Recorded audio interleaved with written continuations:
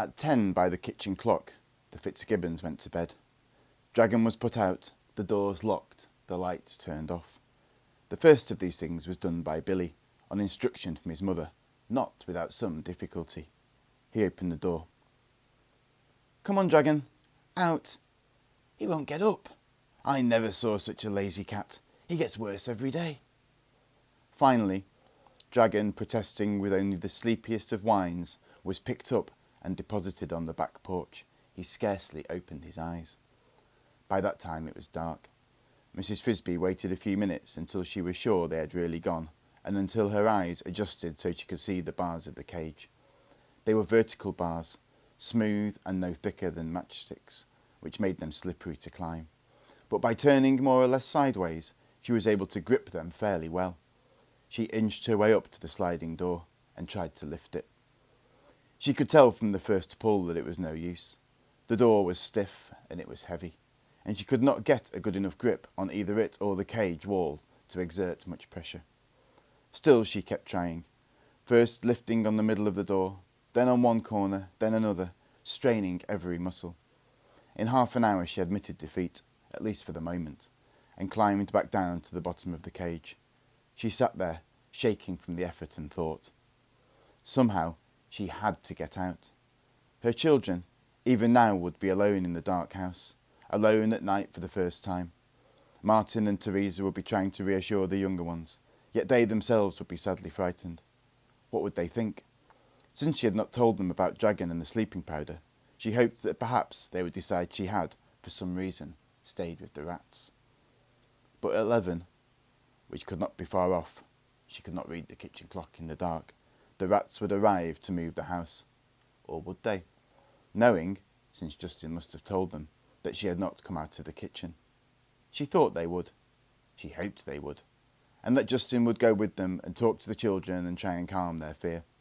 There was something about Justin, a kind of easy confidence, that would help them. She no longer had any doubt, of course, that the rats could move our house. It was a generous thing to do, especially at a time when they were hurrying so in their plan, their own move.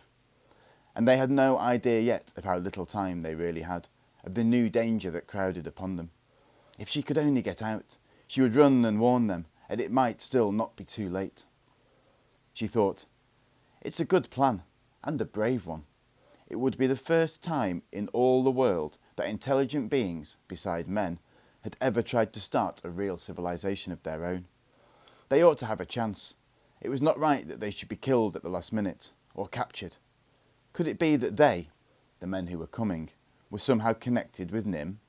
Or was it more likely, as Paul had guessed, that they were only worried about rabies? She decided it didn't really matter. The result would be the same.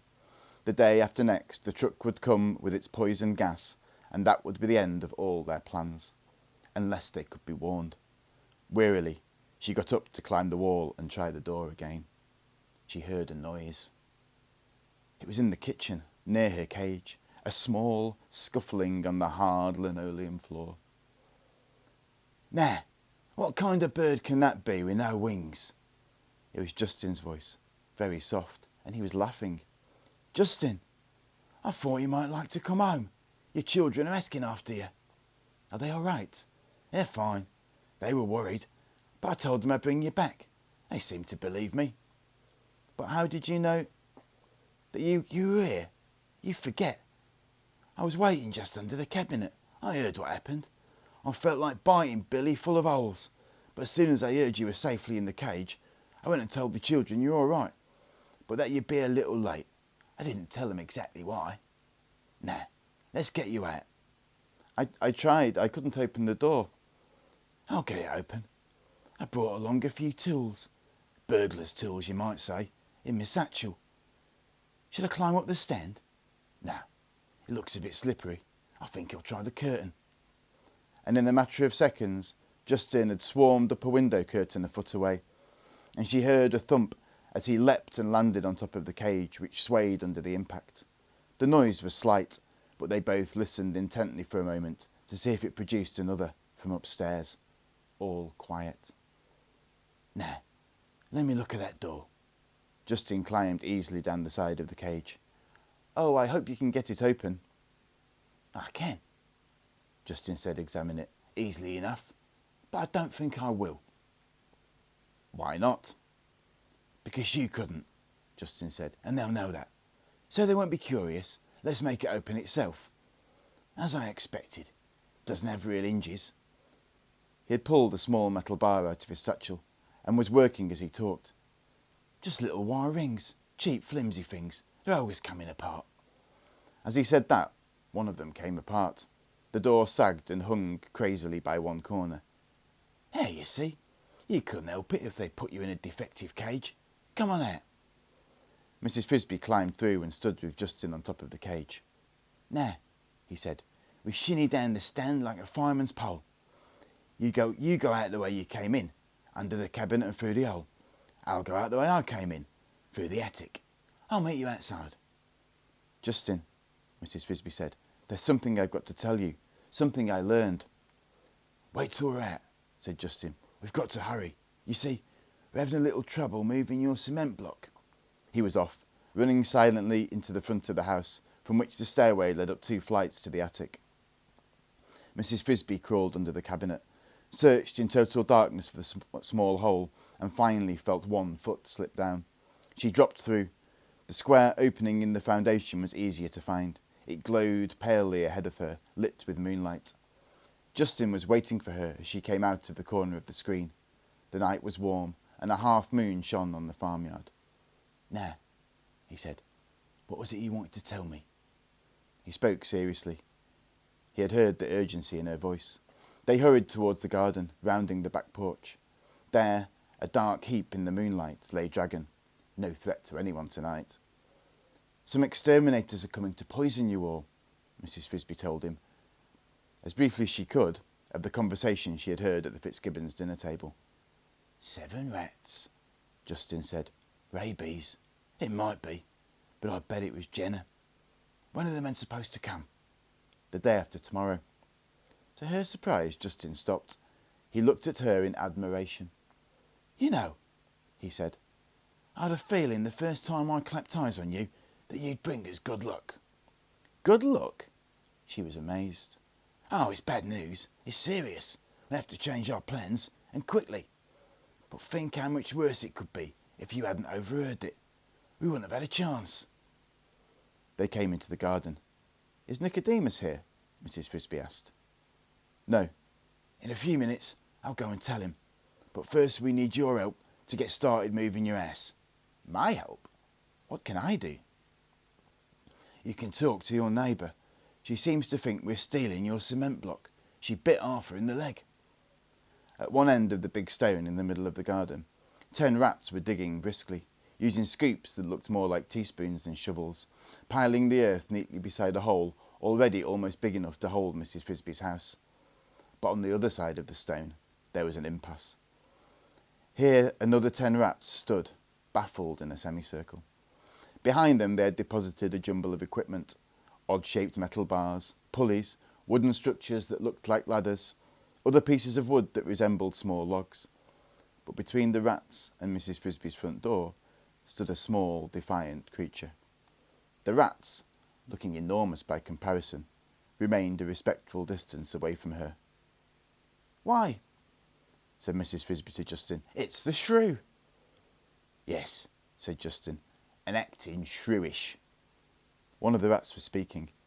Mrs. Frisby recognised Arthur. But I told you, Mum. We do have Mrs. Frisby's permission. She wants us to move her house. Ask the children. Call them out. Don't tell me that. What have you done with Mrs. Frisby? It's a good thing the children haven't heard you. They'd be frightened half to death. If Mrs. Frisby wanted you to move her house, she'd be here. It's all right, called Mrs. Frisby, running forward. I'm here. Mrs. Frisby, said the shrew. You're here just in time. I heard a noise and I came out and I found these creatures trying to dig up your ass. I tried to explain it to her, said Arthur, but she won't believe me. It certainly won't, said the shrew. He said you asked him to dig up your ass, thieving rats. It's true, Mrs. Frisby said. I did ask them, and they said they would. It's very kind of them. Kind? Said the shrew. Great hulking beasts. What do you mean? It took several more minutes of reassurance by Mrs. Frisby before the shrew grudgingly moved aside, still muttering warnings. I wouldn't trust them. How do you know they'll do what they say? That, of course, Mrs. Frisby could not explain to her.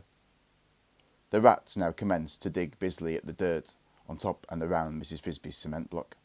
Justin said, I've got to go and talk to Nicodemus. You'd better get the children out. Mrs. Frisby hurried into her house. She found them waiting in the living room, unaware of the small crisis that had been taking place outside. As Justin said, they did not seem worried.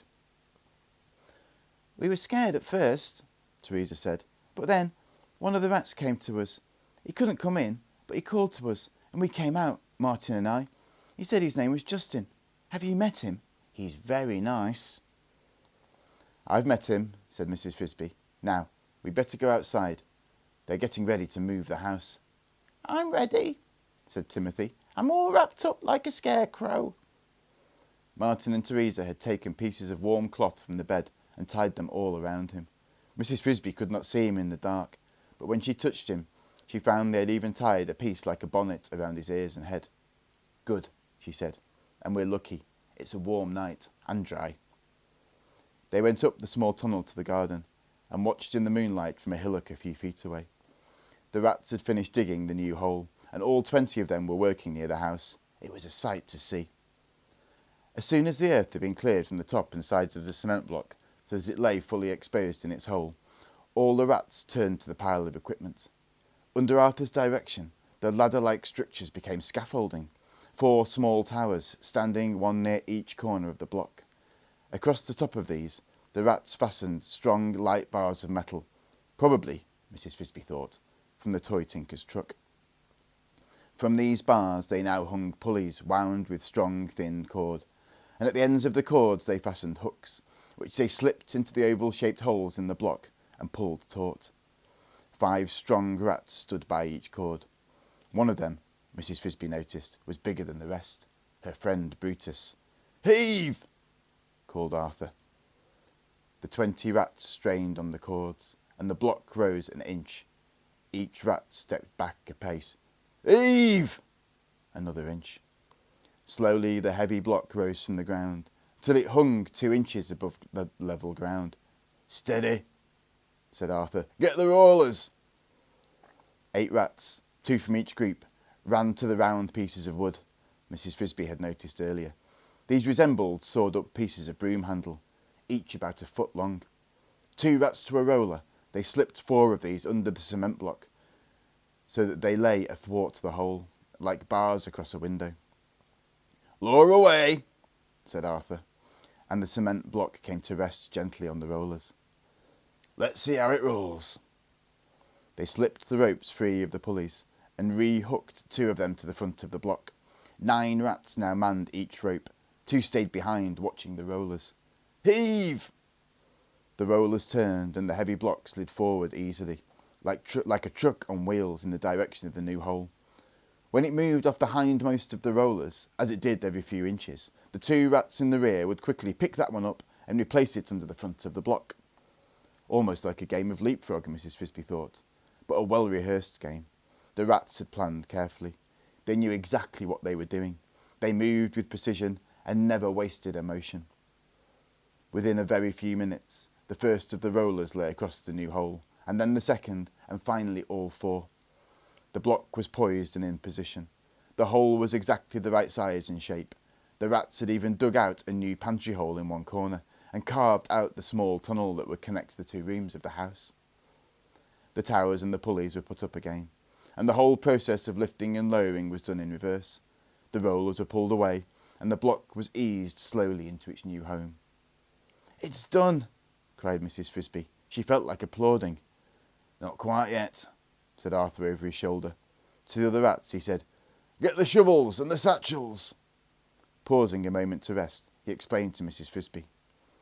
We're going to cover it with turf, and then we're going to fill up the old hole with the dirt from the new one, or Mr. Fitzgibbon will be wondering who's been digging up his garden. Also, we've still got to dig you an entrance hole. In her excitement, Mrs. Frisby had forgotten this small detail. She could not get into her house. Now she watched in awe as Arthur and Brutus, Using two small, sharp, long-handled shovels, dug the narrow tunnel down into her living room. It took them somewhat less than 5 minutes. It had taken her all day to dig the other one. "Now," said Arthur, "you can put your children to bed. We'll take care of the rest."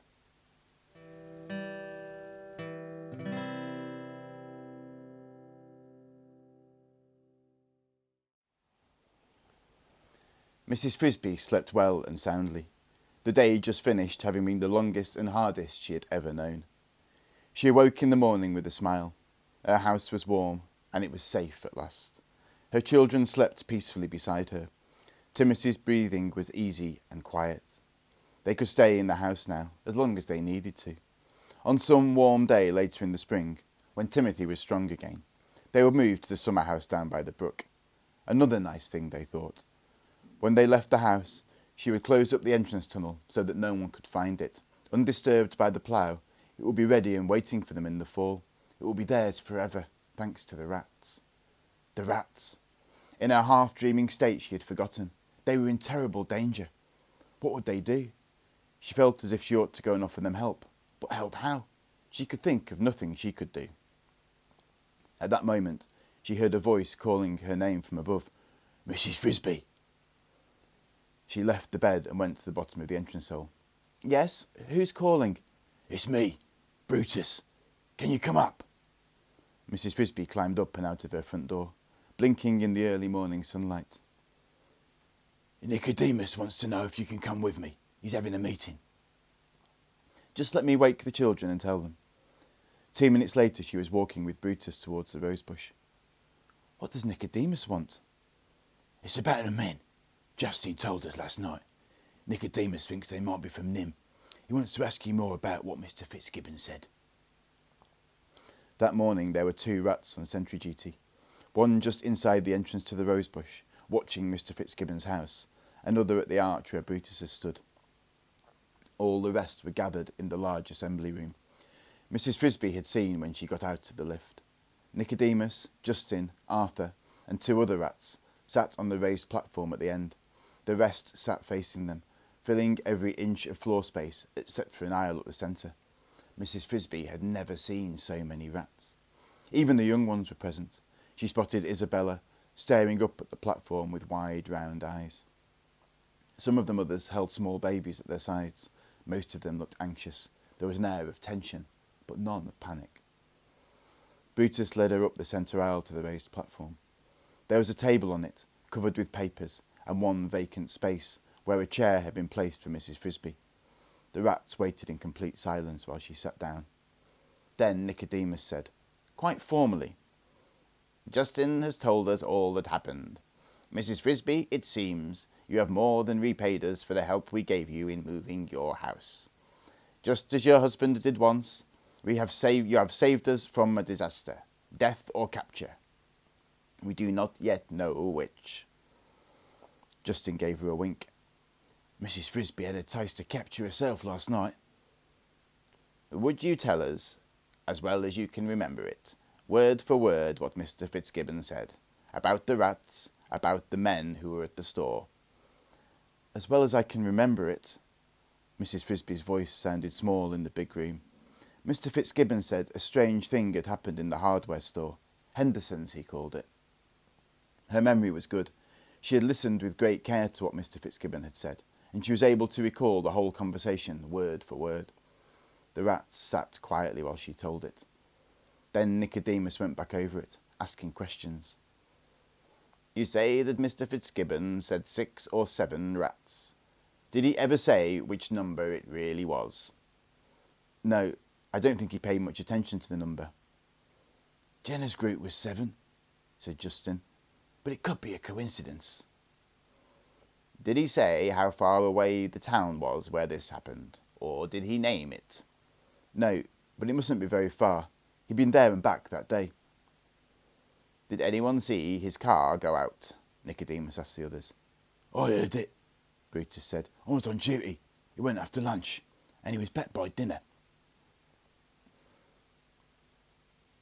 "But which direction? If we knew, we might send someone. You see," Nicodemus explained to Mrs. Frisby, We need to know who those men are. If they're from NIMH, things are much worse for us." "We'd never make it," said Arthur. "Driving at, say, 40 or 50 miles an hour, Mr. Fitzgibbon might have gone 15 or 20 miles in any direction, and returned easily the same afternoon. On the map," there was a road map on the table, "you can see it could have been any of one of half a dozen small towns, and each of them might have an hardware store." "You're right, of course," said Nicodemus. "Without the name, that idea is hopeless." He turned back to Mrs. Frisby. "Mr. Fitzgibbon said the rats were grouped around the motor, as if trying to move it." "That's what he said the store owner told him. He didn't see it himself." "And that the motor was plugged in." "Had been left plugged in," Mrs. Frisby quoted. "But we don't know who plugged it in." "I got the impression," Mrs. Frisby said, "from the way he said it, that the store owner had left it plugged in, but I'm not sure." "That'd make sense," Arthur said. "If it were Jenna, and if they'd plugged it in themselves, they'd have known better than to try and move it. So they must not have realised. It's probably pretty dark in the store." "Poor Jenna," said Nicodemus. "I wish he had stayed with us." "It'll be poor us," said one of the rats at the table. Mrs. Frisby did not know his name. "If we don't get on with this." "He did not mention the doctor's name," Nicodemus said. "Did he say even a word about what he looked like?" "No." "Did he describe the truck at all?" "No. Only that it was full of equipment." "Are you sure about the headlines in the local paper? 'Mechanized rats invade hardware store'?" "I'm sure that's what Mr. Fitzgibbon said it was, but I don't think he saw it. He didn't say so." "In a way, that's the most puzzling thing about the whole story," Nicodemus said. "Why is that?" asked Justin. "Because the headline doesn't really fit the facts. You don't call a bunch of dead rats mechanized just because you find them on a shelf near a motor." "Maybe not," said the nameless rat. "But then, why did the newspaper say that?" "I'm wondering," Nicodemus said, "if perhaps there wasn't more to the story. Some stronger reason to think they were really taking the motor away, or that they knew how to use it." "Maybe some other motors have been stolen," Justin said, "or some tools. That will make them seem more mechanized." "It would," said Nicodemus, "and it would explain what the doctor meant when he said they had more checking to do in the town." "They're looking for the things that were missing," Arthur said, sounding suddenly worried. "They're looking for Jenna's headquarters, and if they find it—" "We're just guessing, of course," Nicodemus said, "but it's a possibility." "And a bad one." "It means," Nicodemus continued, "that we have no choice. We've got to assume they're from NIMH. We've also got to assume that by now they may have found Jenna's headquarters, whatever cave or cavern they were using." "And," said Justin, "that now they're looking for us." "Why for us?" asked one of the rats. "Why wouldn't they think Jenna's group were the only ones?" "They might," Nicodemus admitted, "but I don't think so. After all, they know that there were 20 of us originally. Why should there only be 7 now? And we already know that they're coming out here, in quite a hurry at that. So if they're from NIMH, obviously they are looking for us." "I think," said Arthur, "that we've got to make some plans, and quickly." "I agree," said Nicodemus. "It's a new situation, and a tricky one. We won't be able to do everything we hope to. There isn't time, and somehow we have to convince the exterminators, when they come, that we aren't more of the mechanized rats they're looking for. We won't be able to move any more food to Thorn Valley," Nicodemus continued. "We'll have to get along with what we've already got stored there, about an 18-month supply. If we're careful. The seeds, I believe, are already moved." "Yes," said Arthur. "Last load went yesterday." "So, with luck, we'll have our own first crops this summer and autumn. We won't have time to destroy the motors, or the books, or the furniture as we planned. Instead, we'll move everything to the cave, and then we'll seal off the entrances to the cave as if it had never existed." "That can be done," Arthur said. "But there's more. We've got to pull all the wires and lights from the tunnel. They're likely to dig it up. And the carpet. We've got to tear down the arch. Then, when all that's done, when everything is hidden in the cave, we'll fill in the stairway and the lift shaft. We'll seal off everything except the upper storage room and the tunnels leading in from the front and out of the back. When they dig, let them find that room. It's as big as an ordinary rat hole. Justin, tonight, take a group of a dozen or so. Go to the Fitzgibbons dustbin. Bring back a load of the worst smelling rubbish you can find. The storage room is going to become an ordinary, typical rat hole, not in the least mechanized or civilized. Nicodemus turned to Arthur. What do you think? I think we can do it all. We won't get much sleep, though, Justin said. But there's one more thing. Won't you think it's odd, especially if they're from NIMH, finding just an empty hole? Nicodemus said, I was coming to that. He sounded suddenly very tired. Tomorrow morning, as soon as it's light, the main group leaves for Thorn Valley. But some of us will have to stay behind. As Justin says, if they find just an empty hole, they're sure to be suspicious, and they'll keep on digging. So when they come with their gas truck, they've got to find some rats here. A rear guard. I'd say at least 10. Mrs. Frisby walked slowly home, keeping to the edge of the woods, keeping out of sight. Justin had instantly volunteered for the rear guard. Brutus was second, and behind him 8 more.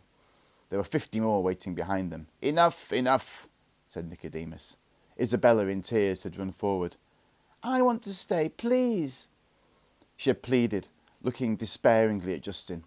No, children, said Nicodemus, and her mother led her away, still weeping. Those 10, the 10 who would remain, did not face certain death, nor certain capture. The exterminators, they presumed, would make noise, especially if they cleared away the rosebush. The rats would be alerted. When the men pumped gas, as expected, into the hole, the pump would also make a noise. The air below would move as the gas flowed in. And when they felt that, the rats would scramble out of the back exit, past the sealed-off cave, emerge as noisily as possible in the blackberry bramble, indeed show themselves, and dash off into the woods. But won't they block the rear exit, or put a net over it? We'll give them another exit to block, Arthur had said cryptically, one that's easier to find. Mother, why are you so quiet? Asked Teresa. They were sitting down to dinner for the first time in their newly moved house. You seem sad. I suppose I am, Mrs. Frisby said, because the rats are all going away. But that's no reason. It's true they moved our house, and that was nice of them, but we didn't really know them. I was getting to know them pretty well. Where are they going?